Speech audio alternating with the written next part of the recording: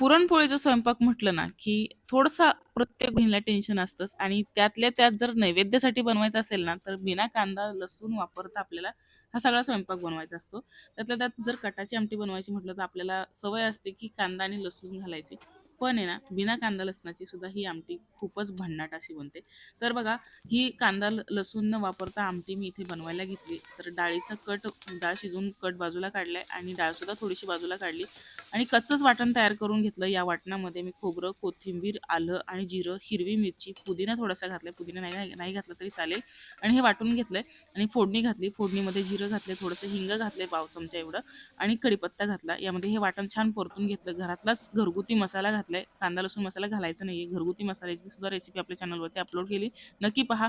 कढ घातला यामध्ये आणि चवीनुसार मीठ घातले. पाणी घातले गरम आणि उकळी काढून घेतली या आमटीला. मस्त आमटी बनवून तयार झाली. चला बनवा आणि चॅनलला सबस्क्राईब करा.